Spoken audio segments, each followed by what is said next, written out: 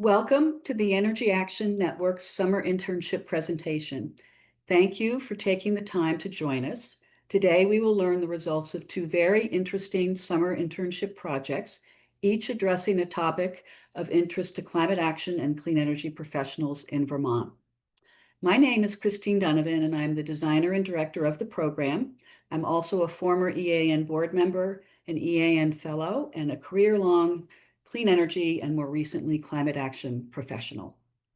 As many of you know, next slide, please.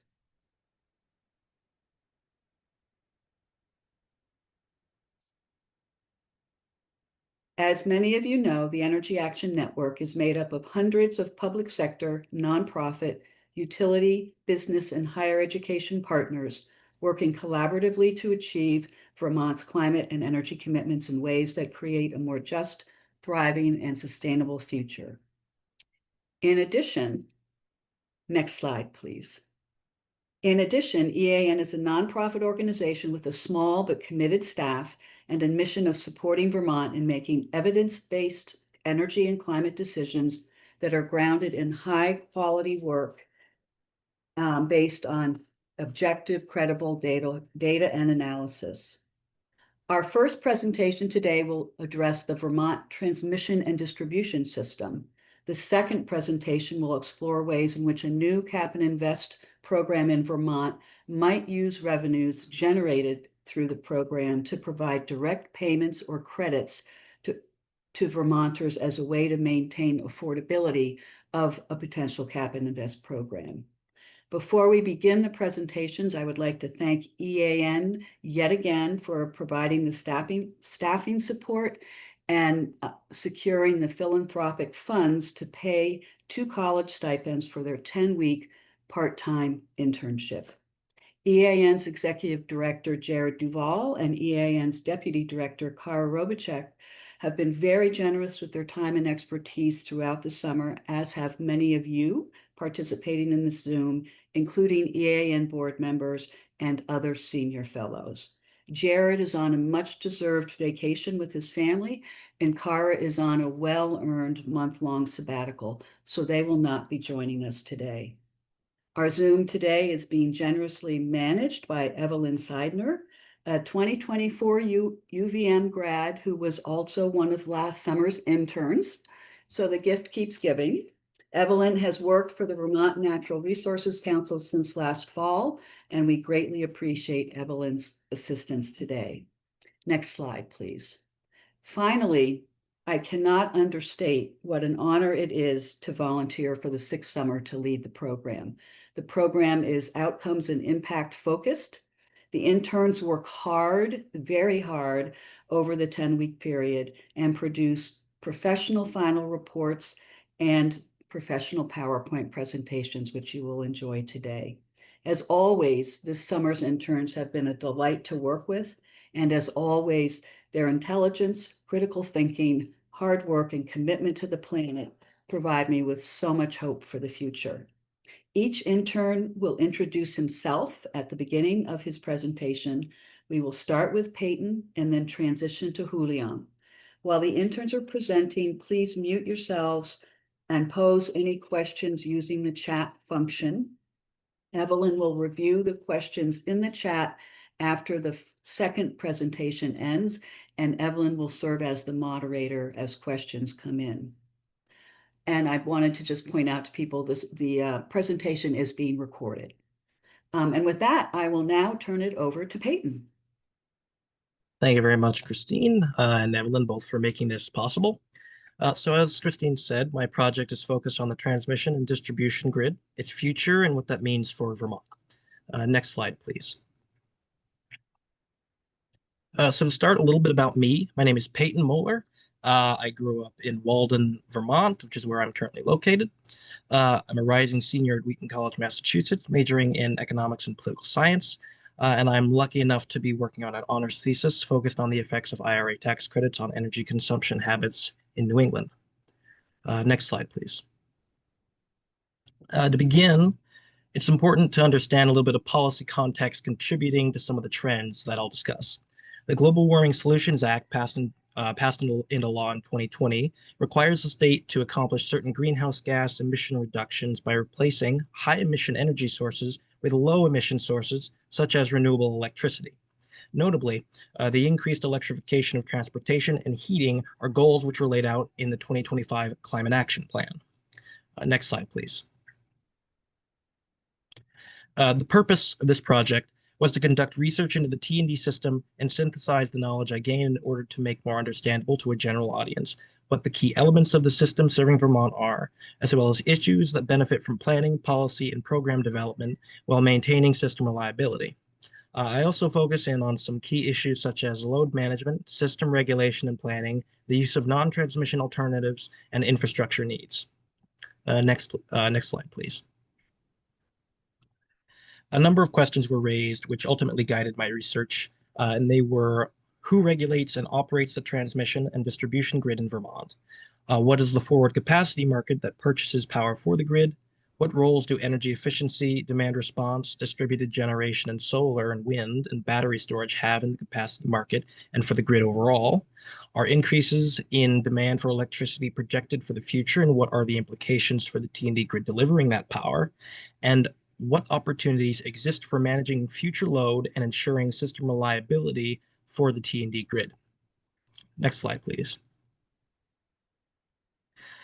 In order to conduct this research, I interviewed T&D, utility, and system planning professionals.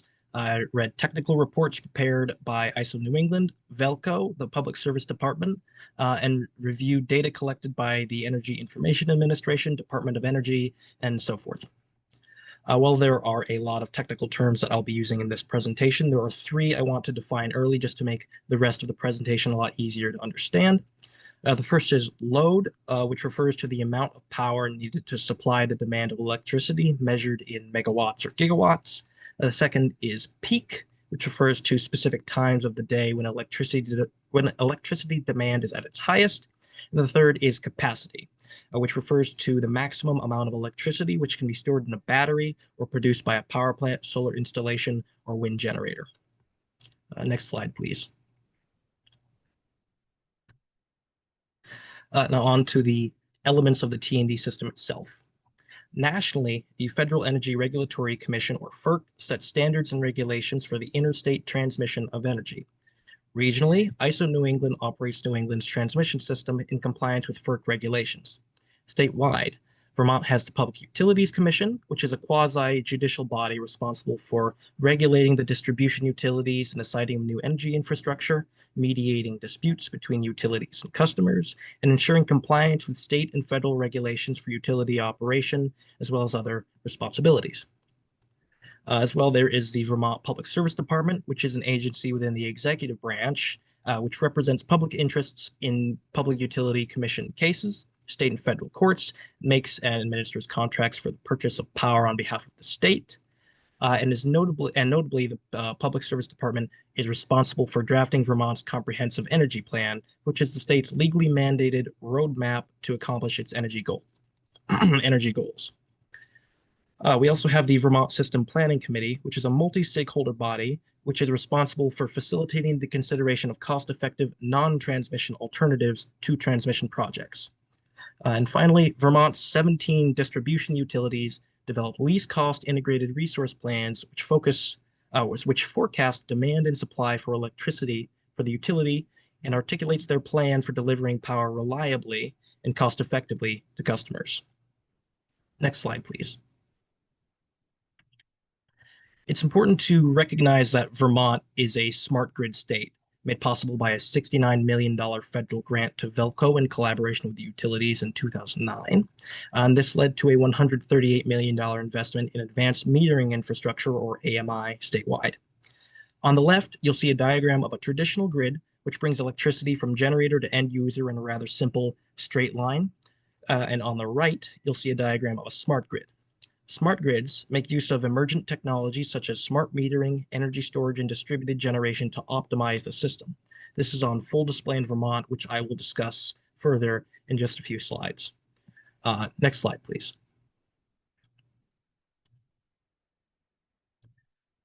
One might start to wonder at this point how electricity is supplied to New England, and the answer to that question is New England's capacity market. This is a 3-year forward-looking market designed with the purpose of providing New England with a reliable supply of electricity.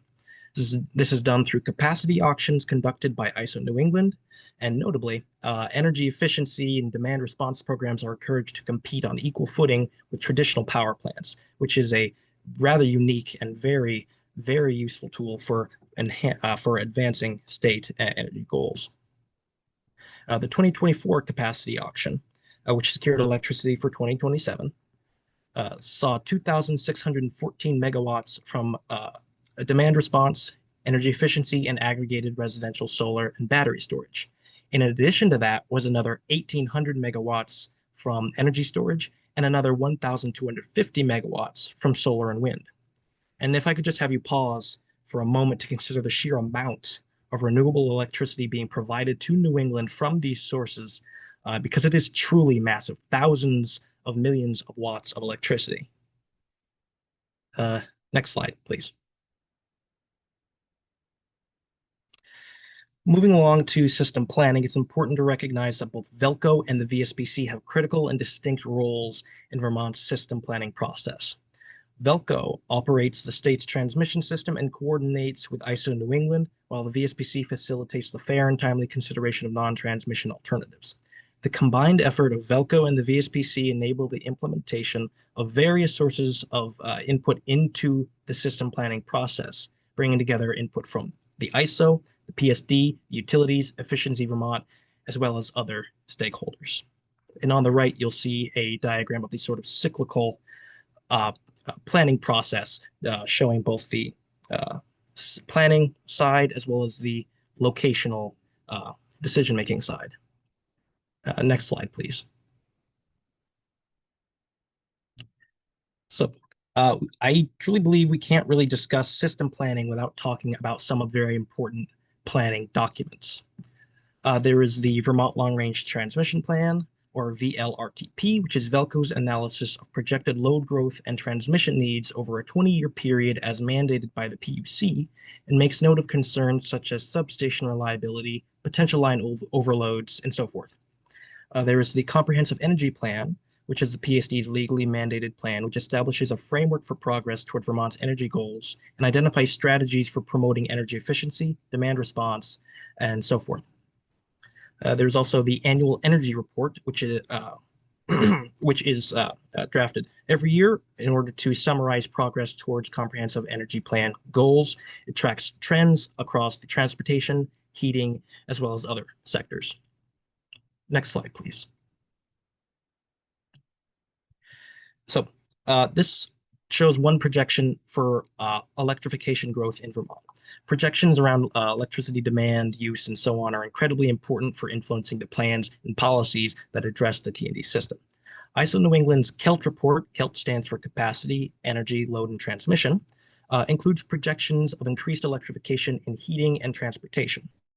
These electrification projections refer to the quantified increase of consumption due to increased electrification of the sectors being focused on. In the figure on the left, you'll see a projection for electrification growth in the transportation sector, reaching 538 gigawatt hours by 2034. And on the right, you can see a projection for growth in the heating sector, reaching 763 gigawatt hours by 2034. It should be noted that this is just one projection, which wouldn't necessarily match others, nor should it be considered certain because it's just one projection based on data available at a given time. Next slide, please. Load has always and will always need to be managed, and as technology and practices have evolved, flexible load management has emerged.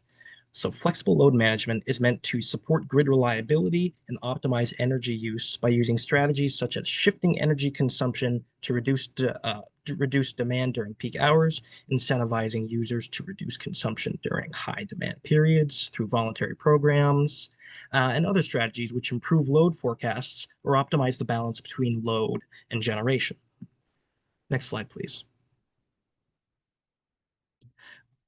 Some examples of load management strategies are energy efficiency, demand response, on-site solar and wind generation, energy storage, and managed EV charging. And you can see the effects of managed EV charging on load in the figure on the right. Managed EV charging is used to shift load away from these peaks and avoid those large peaks, and avoid that large peak that you can see representing unmanaged EV charging. Next slide, please. In June, the New England experienced a 3-day peak event resulting from extreme heat and unexpected power plant outages. During this period, wholesale electricity prices exceeded $1,000 per megawatt hour. The combined deployment of energy efficiency, distributed generation, demand response, and energy storage saved New England ratepayers an estimated $20 million. And I want to emphasize that's $20 million over just 3 days. On the right, you can see growth trends in battery storage capacity in Vermont, which give utilities a tool to respond effectively to peak events such as the June heat wave. Next slide, please. So a major area of focus in all system planning is reliability. Large amounts of investment and effort go to promoting reliability every year, and they will continue to. Reliability refers to the ability of the system to deliver energy from generator to customer with minimal or no interruptions. A system with poor reliability would experience frequent and sustained outages. There are two useful metrics for measuring system reliability are SAIDI, which stands for System Average Interruption Duration Index, and SAIFI, which stands for System Average Interruption Frequency Index. Higher SAIDI scores indicate a higher average duration of outages per year, and higher SAIFI scores indicate more frequent outages. Over the 10-year period from 2013 to 2023, Maine had the highest cumulative SAIDI and SAIFI scores in New England, and Vermont had the second highest of both scores. For very good reason, reliability remains a major priority for utilities and planners. Next slide, please. Now, in terms of infrastructure and categorizing projects, it's important to speak the language of the industry. So two types of infrastructure projects which are conducted are reliability-based projects, which aim to improve system reliability through strategies such as undergrounding and the installation of Hendrix cable, both of which better protect lines against the environment, as well as battery storage or battery installations. And then there are also asset condition projects, or ACPs, which aim to replace or maintain aging assets and facilities like poles, lines, and substations. ACPs have become increasingly common as much of Vermont's infrastructure is old. Most substations were built in the 1950s, and many are approaching the end of their usability. On the power line side, some may need replacement or improvement in order to avoid overloads in the future. Next slide, please. So Vermont's aging infrastructure is at risk of being negatively impacted by more extreme weather conditions, such as flooding in the summer and wetter, more frequent storms in the winter. As well, Vermont has a very rural landscape necessitating long lines in order to serve often very small customer bases. In addition to this, it's been reported to ISO New England by the utilities that as of December 2023, 500 megawatts of solar photovoltaics have been installed, as well as another 90 megawatts of other distributed generation technologies, and the growth of DG has started to stress parts of the system. There remain, though, plenty of tools for flexible load management and examples of NTAs, including energy efficiency, demand response, energy storage, and so forth, which Vermont has been able to very successfully utilize. Next slide, please. So this table shows some transmission projects and NTAs which have been highlighted by the VSPC as necessary for the state. You'll notice a need for new lines to accommodate projected increases in load or alternative load reductions which avoid the high price tag associated with new transmission projects. The infrastructure projects will be needed unless the NTAs can be found to be cost effective. That's the review process that the VSPC is notable for engaging in and so important to the state. Next slide, please. To conclude, Vermont's collaborative planning process, coupled with ingenuity-focused planners, utilities, and energy companies, enable Vermont to continue to optimize the grid, support adoption trends for technologies that push the state closer to its energy goals, and find cost-effective solutions to expected system challenges. It's recognized in the 2024 VSPC draft of the Vermont Long Range Transmission Plan that transmission is just as important today as it ever was, as Vermont's electric grid is increasingly decentralized due to new distributed generation resources, which are, quote, intermittent, weather dependent, and out of alignment with daily peak demand, unquote. The goal for serving peak demand necessitates the pairing of solar with energy storage and other technologies and strategies, as I've discussed, in order to see significant benefits. Vermont has actively pursued the advancement of this trend and is seeing some of those benefits. Next slide, please. So thank you all so very much for listening to my presentation. I hope it's been informative and engaging. Please feel free to ask questions during the Q&A or contact me later. I'll make sure to drop my contact information in the chat, and I'll kick it to Julian. Hello, everyone. My name's Julian, and today I will be presenting my findings on direct payment and credit mechanisms for a cap and invest program given Vermont's consideration of implementing a multi-sector cap and invest program in the state. Next slide, please. A little bit about me. I am a rising junior at Middlebury College studying environmental policy, and I grew up in the San Francisco Bay Area. Next slide, please. As previously mentioned, my research is focused on exploring direct payment and credit approaches for addressing affordability concerns related to the implementation of a multi-sector cap and invest program in Vermont.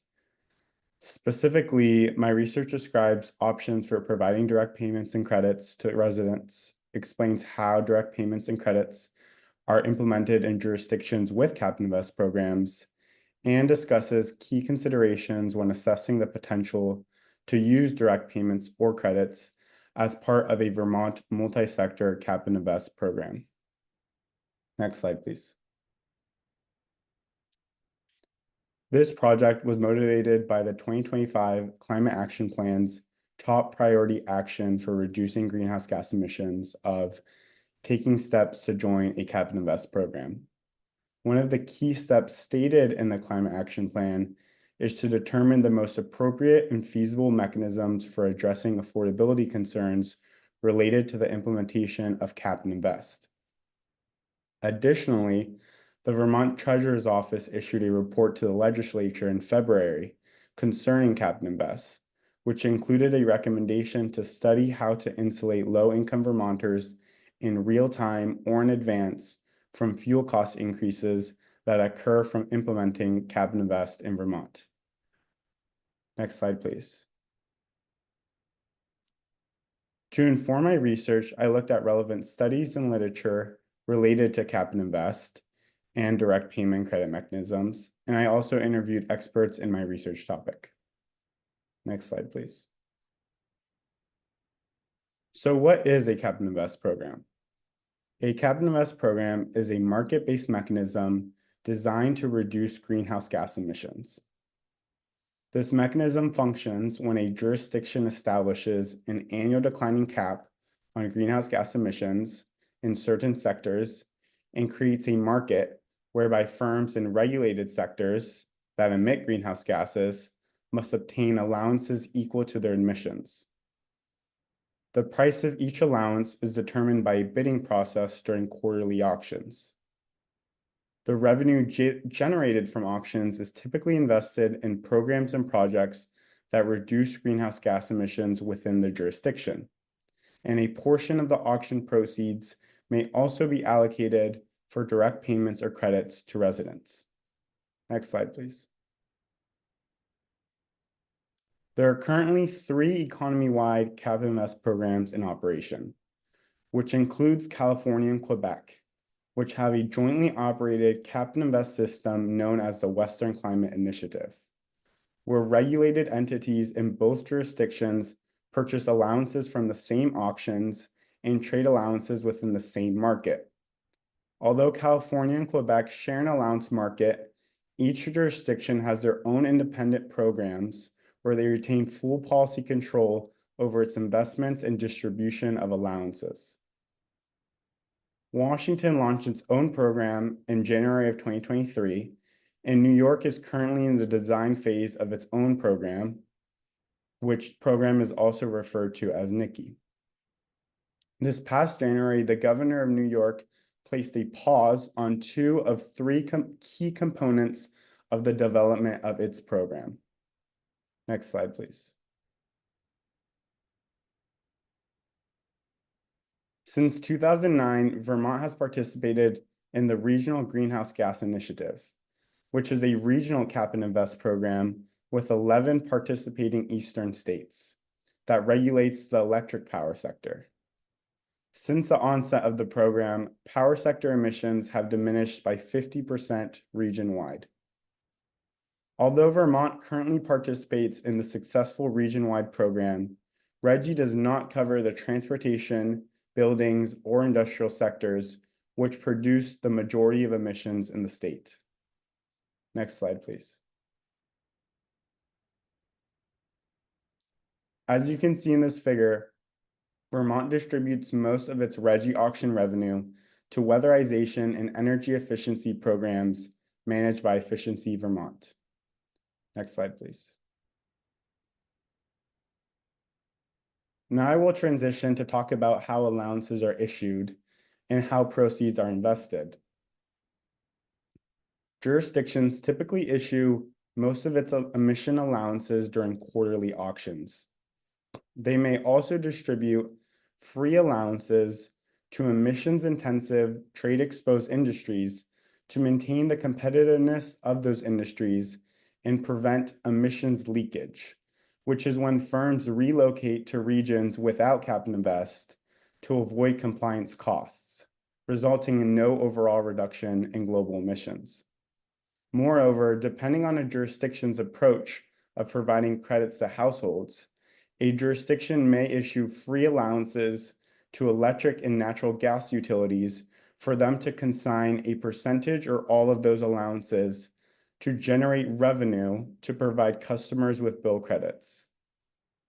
On the invest side, the allocation of auction revenue is determined by statutory spending requirements and discretionary spending. The majority of the investments are used to fund weatherization, energy efficiency, and electrification programs and projects. Next slide, please. These figures exemplify how California chooses to spend its auction revenue. As you can see, proceeds may be spent on initiatives unrelated to emissions reductions, such as safe and affordable drinking water. One way that California promotes equity is by requiring the distribution of 35% of proceeds to low-income communities. Next slide, please.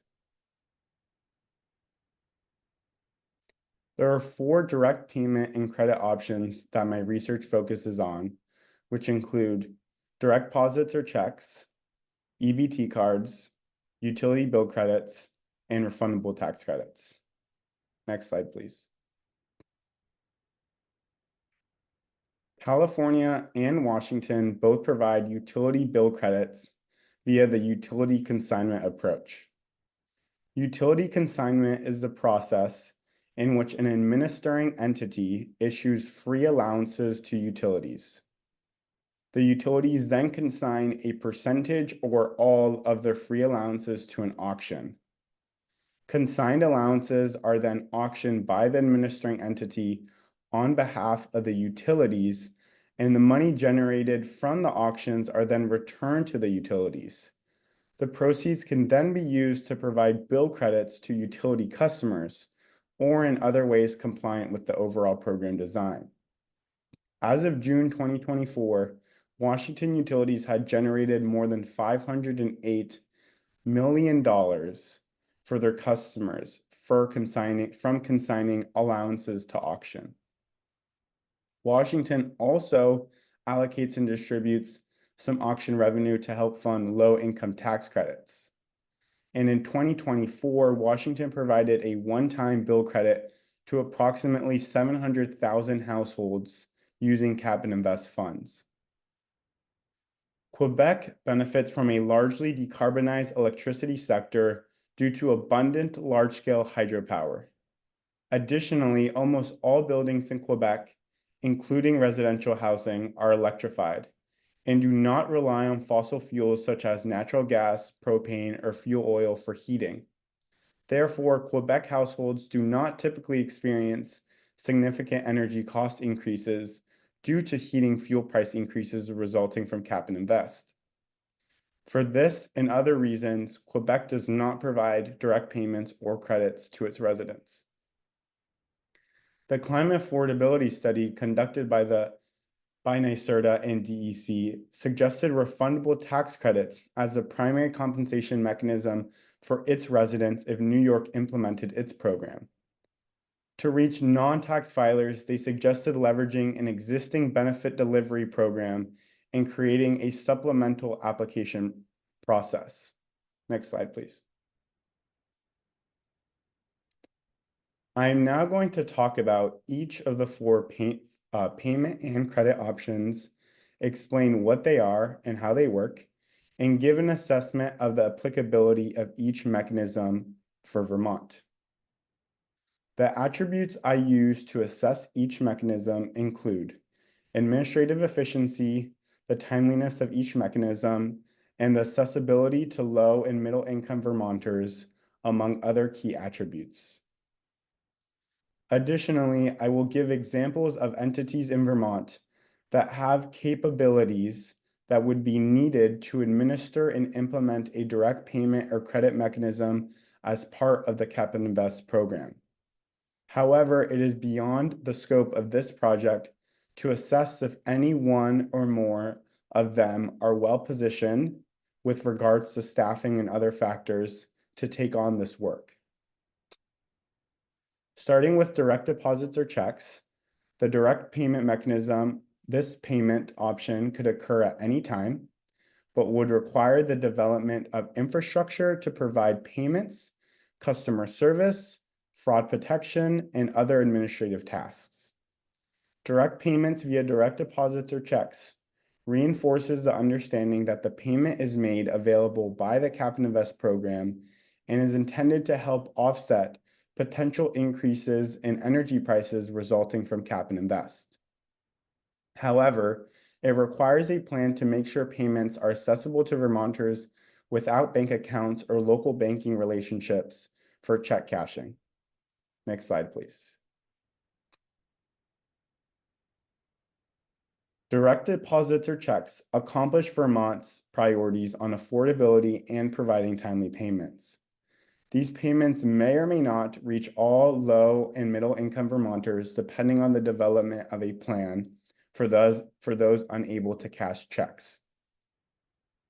Enrollment for these payments could occur either via an application or automatically using existing tax filing information, which would, however, exclude non-filers. The Treasurer's Office, the Economic Services Division of the Department for Children and Families, and community action agencies all have relevant capabilities associated with providing direct payments via direct deposits or checks. Next slide, please. EBT cards are another payment mechanism that can be used. EBT cards are prepaid cards that state agencies currently use to distribute public assistance benefits. In Vermont, the Three Squares VT program, the state's name for the Supplemental Nutrition Assistance Program, or SNAP, delivers funds via EBT cards. Electing to distribute payments via EBT cards would require the creation and distribution of new EBT cards, along with administrative duties associated with upkeeping benefits cards.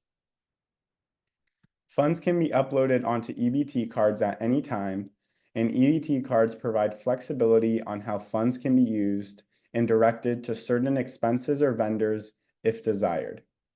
Next slide, please.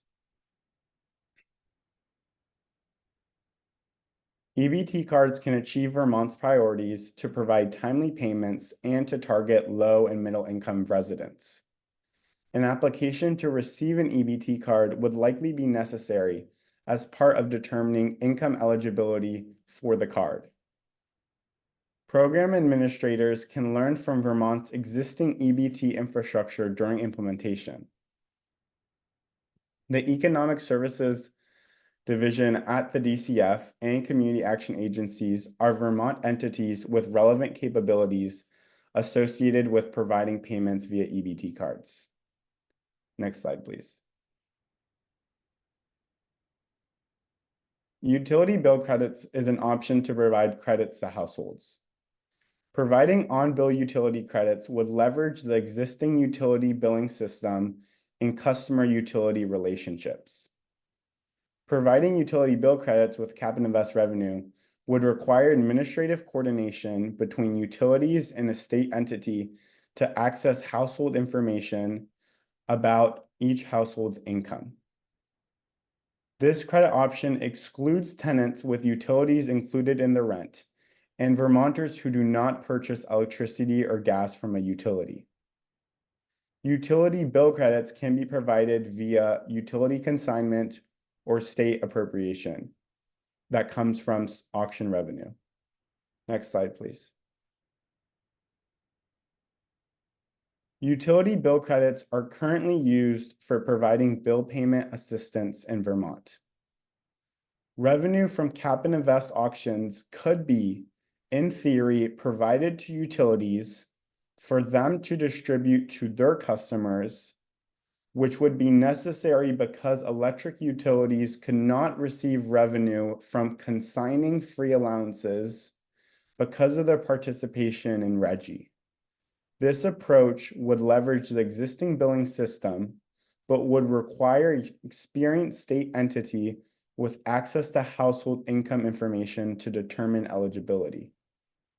Additionally, since Vermont's electric utilities already participate in RGGI, the potential use of the utility consignment approach used in California and Washington would only apply to Vermont Gas, which is Vermont's only natural gas utility. And the impact of that aspect of the program would be limited because only 17.2% of Vermont households heat their homes with natural gas. The Public Utility Commission, Vermont Utilities, the Economic Services Division of the DCF, and community action agencies are all entities with relevant capabilities associated with this approach. Next slide, please. Refundable tax credits is another approach to provide credits to residents. A refundable tax credit is when a credit is applied to an individual's tax liability or provided as a tax refund. Tax credits are typically received annually aligned with the schedule of the tax filing system. This mechanism is administratively efficient, given that the tax system has access to income, addresses, and banking information. However, tax credits have low visibility and do not reach individuals who do not file taxes. Next slide, please. Tax credits would not meet the Climate Action Plan's stated priority of providing timely payments to Vermonters. Also, tax credits would not reach non-filers, who are typically low income.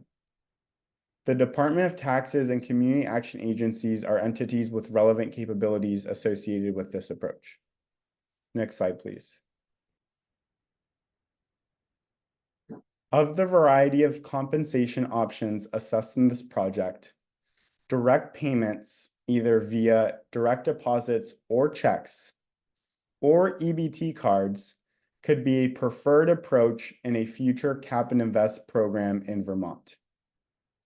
Direct payments are attractive, given their ability to deliver timely financial assistance and can be effectively targeted to low and middle income Vermonters, if desired. The utility bill credit mechanism may not be well suited to Vermont unless proceeds from cap and invest are allocated and provided to utilities for distribution to utility customers, and income eligibility is done by a state entity. Lastly, Vermont's priorities of providing payments in a timely manner would likely not be fulfilled by tax credits from an annual tax filing system. Next slide, please. Thank you all for your time, and I'm happy to respond to any questions and comments now or in the future.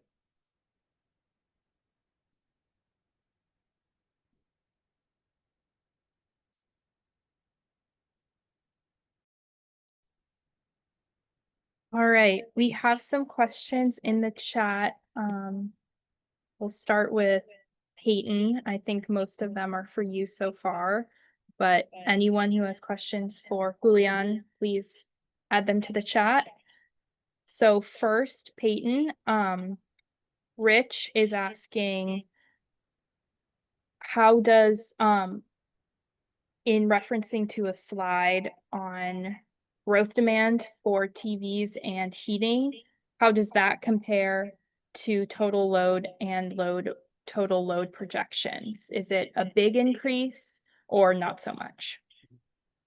So great question, Rich. I don't know the answer off the top of my head. I suspect that I'll be able to get the answer and get back to you within the next several days, though. So I don't know the answer right now, but I will definitely get back to you. There was, I think, a bit of a secondary question that came later, which is, have you developed an opinion as to which is most important for Vermont to focus on now, or what's most overlooked so far? Demand response, end use efficiency, distribution line upgrades, more batteries, or more distributed PV? Do you suggest any rank ordering of these resources?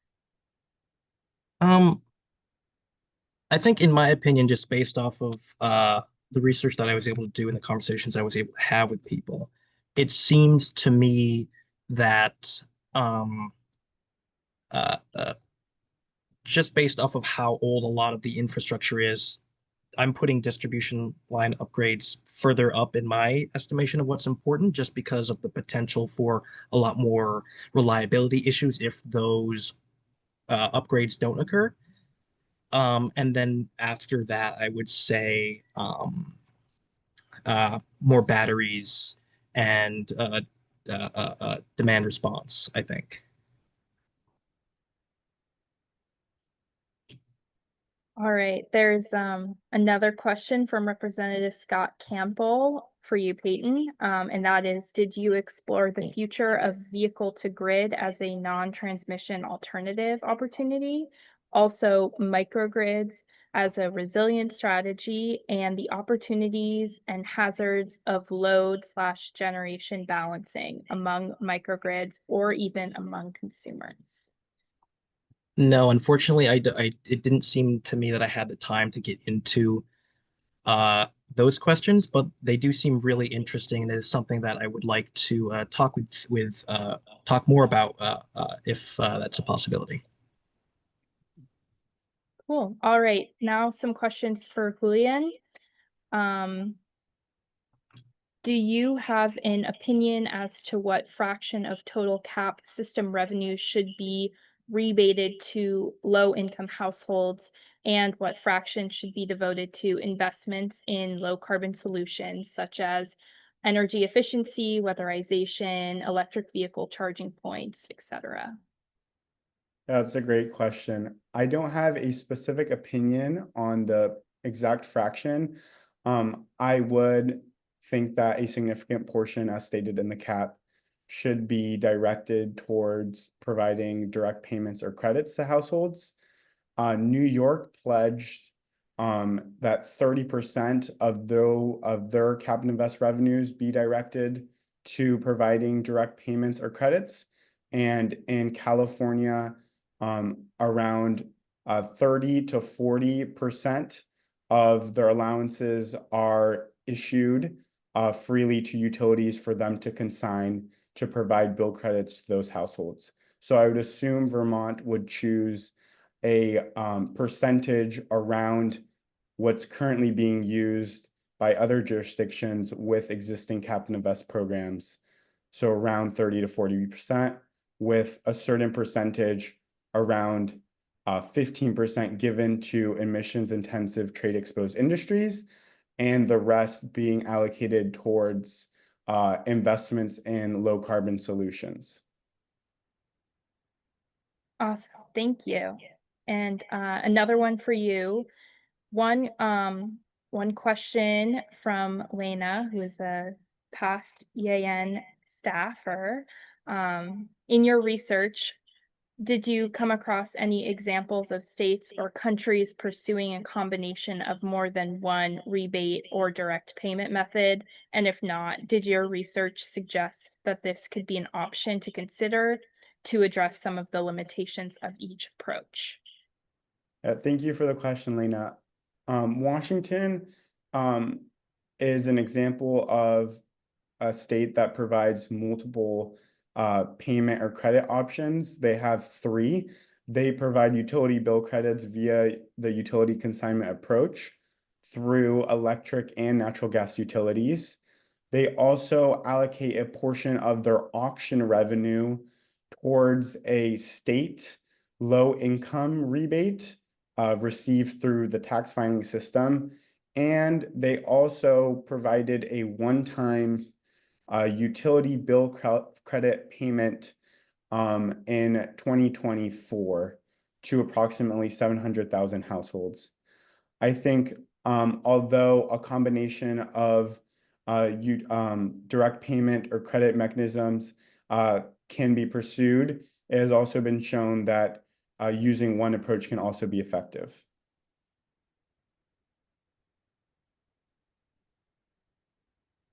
All right, that was all from the chat.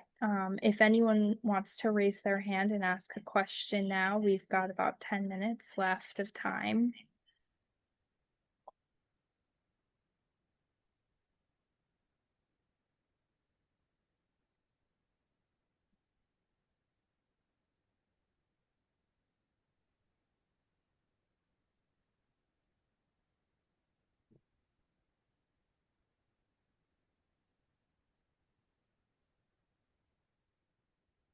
Well, we're hearing silence as fulfillment of expectations and results, I would suggest. I want to thank you all for taking the time to join us today. I want to remind us that both interns worked just hard, part-time for 10 weeks, and came to both of these projects, as college students, and new to both topics, very well trained and well schooled in environmental policy, economics, political science, etc. But they took on complex topics, and you've asked very good questions in response to their presentations.